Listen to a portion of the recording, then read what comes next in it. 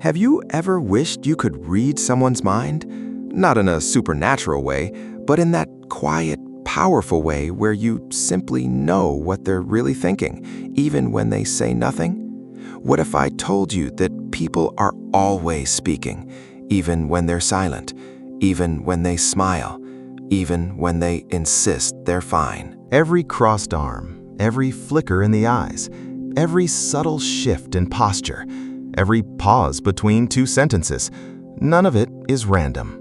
These are signals, and once you learn how to see them, the world becomes louder, clearer, and far more honest than you ever imagined. This is the central philosophy behind the book How to Read People Like a Book by Christopher Kingler, a behavioral researcher and writer who blends psychology, body language, and social analysis into a practical guide for understanding human beings on a deeper level. But this is not a manual for manipulation. It is not about catching lies to win arguments or gaining control over others. At its core, this work is about understanding.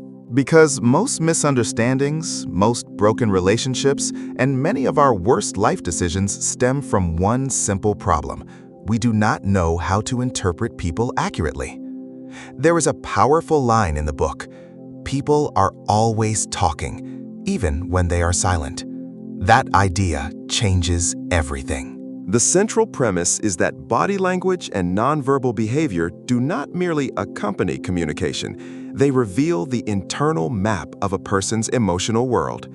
This is not just about detecting deception, it is about reading the nervous system in real time. If someone asked you what you focus on when a person speaks, you would likely say their words. Yet research in communication psychology suggests that only a small percentage of meaning is transmitted through words alone. The majority is conveyed through tone of voice, facial expression, posture, and movement. In other words, the real message is often not what you hear, but what you see and what you sense. Kingler begins with a simple yet profound observation. The body mirrors our true emotions, even when we try to conceal them. When we are stressed, our movements become quicker or more erratic. When we lie, subtle inconsistencies often appear between what we say and what our body expresses. The brain may have learned how to construct a convincing story, but the body frequently remains honest. Consider the hands. According to Kingler, the hands are often the first part of the body to betray hidden emotion. When someone hides their hands while speaking, placing them behind their back, under a table, or deep in their pockets, it can indicate discomfort or concealment. This does not automatically mean they are telling a significant lie. Sometimes it is simply anxiety. Sometimes it is vulnerability. In contrast, visible and open hands often signal comfort, transparency, and confidence. Then there is the familiar saying that the eyes never lie. Kingler approaches this idea with nuance. Eyes do not merely display emotion, they often reveal cognitive processes. Certain eye movements may suggest visual construction, while others may indicate internal reflection or emotional access. Though these cues are subtle and should never be interpreted in isolation, when observed as part of a larger behavioral pattern, they can offer meaningful insight into how a person is thinking. One of the most important concepts in the book is incongruence, the mismatch between words and behavior. Imagine someone saying, "I'm completely calm," while biting their nails or shaking their leg uncontrollably. In such moments, the logical part of the brain attempts to maintain composure through language, but the emotional brain leaks through the body. A skilled observer notices this discrepancy. The key is not to jump to conclusions, but to recognize patterns. Kingler emphasizes that learning body language is not solely about reading others. It is equally about understanding yourself. If you are unaware of what your own body is communicating, you cannot effectively manage the signals you send. Slouching excessively or crossing your arms tightly may unintentionally signal defensiveness or withdrawal. If you want to appear open and trustworthy, awareness allows you to adjust your posture intentionally. However, a crucial rule must be remembered. No single gesture has a fixed meaning. Context determines interpretation. A person crossing their arms may be defensive, or they may simply be cold. Behavior must be interpreted in clusters and patterns over time, not isolated movements. It is like music. A single note means little on its own, but within a melody, it gains meaning. Kingler challenges a common misconception that body language is something external, like clothing that can be changed at will.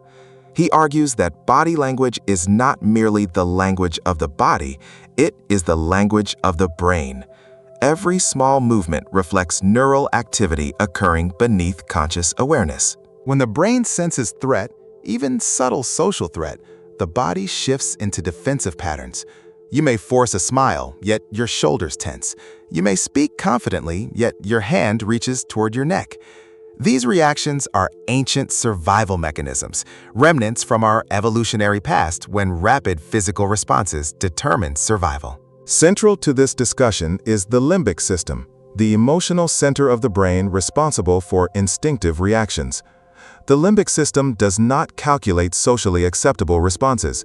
It reacts emotionally and rapidly. That unexplained feeling you experience upon meeting someone, an immediate sense of comfort or unease, often originates from this system scanning for patterns and potential threats or rewards. By observing subtle signals such as a deep breath before answering a difficult question or a brief pause mid-sentence, you may detect cognitive load, the brain working harder than usual.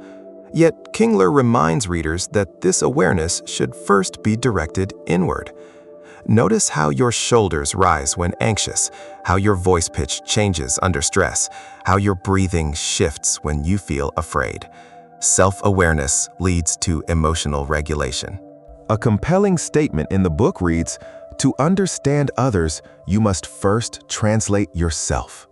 Without decoding your own internal signals, you cannot accurately interpret those of another person. The book then moves to the face, the most precise mirror of the mind.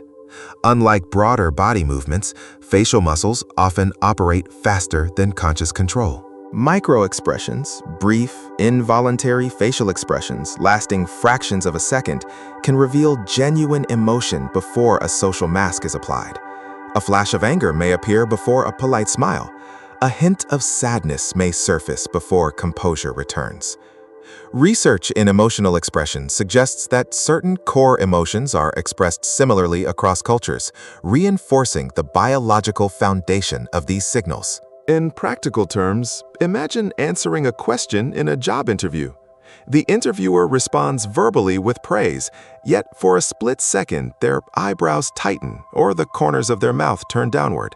That fleeting expression may reveal doubt or dissatisfaction. Words can be managed. Micro-expressions are far more difficult to suppress. Yet again, the purpose is not to hunt for deception. It is to deepen understanding. Observing your own facial reactions in a mirror can help you become more aware of what you unconsciously project. Emotional expression is not merely decorative, it is communicative. A genuine smile can activate positive neurological responses in another person, fostering connection. Emotional states are contagious because nervous systems synchronize. The discussion then expands to posture and power dynamics. The body reflects perceived status. Individuals who feel dominant often occupy space confidently, move deliberately, and maintain steady eye contact.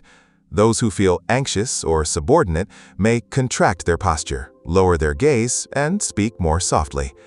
Behavioral research has explored how adopting expansive postures can temporarily influence confidence levels, illustrating that the body not only reflects emotion, but can also shape it. Physical distance between individuals also carries meaning. Leaning forward may signal engagement. Stepping back may indicate discomfort. A tilted head can communicate receptiveness. A raised chin may suggest superiority. Cultural variations exist, particularly regarding eye contact and personal space, but the principle remains: the body continuously communicates social positioning. Congruence, alignment between words and body, is essential for trust.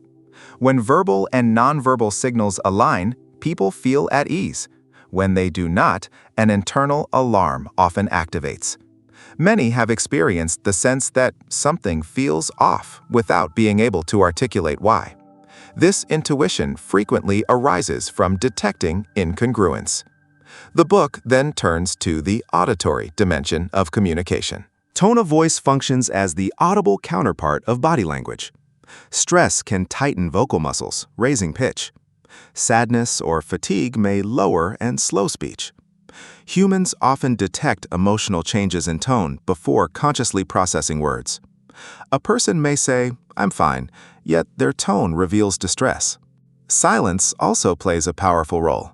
Many interpret silence as awkwardness or weakness, but it can function as control or strategy. In investigative settings, silence after a question can create psychological pressure, prompting individuals to fill the space with additional information.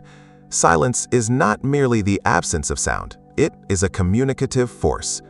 When it comes to deception, Kingler emphasizes that there is no universal sign of lying. All humans lie at times, for protection, for politeness, for self-preservation. Lying increases cognitive load because the brain must suppress truth while constructing an alternative narrative. This strain may produce behavioral leakage. However, the key is not to search for specific gestures, but to observe deviations from a person's normal behavior.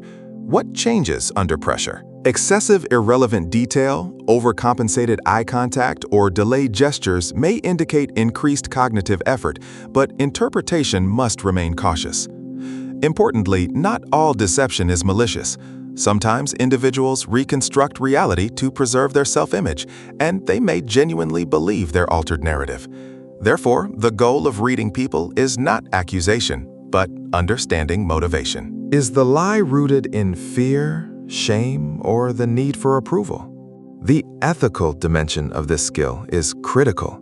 The ability to interpret behavior grants influence and predictive power. Used irresponsibly, it can become manipulation. Used wisely, it becomes empathy. Kingler compares this knowledge to a flashlight in the dark. It can blind others if wielded aggressively, or it can illuminate hidden truths gently. Most relationships do not fail because of inherent malice, but because of misinterpreted intention. We often listen to respond rather than to understand. Reading people means perceiving what is unspoken, recognizing that each individual carries a unique emotional blueprint. Observing patterns within a person over time reveals far more than applying rigid formulas. The book concludes with an emphasis on empathy, described metaphorically as the body language of the heart. Behind anger often lies fear. Behind silence often lies sadness. Behind aggression may lie a plea for help. When judgment is set aside, truth surfaces more clearly. Ultimately, the greatest human ability is the capacity to understand another human being. Reading people, when practiced ethically and compassionately, transforms from a tactical skill into a philosophy of life, a philosophy of seeing, listening, and perceiving the world not only through spoken language, but through subtle cues, emotional undercurrents, and quiet spaces between words.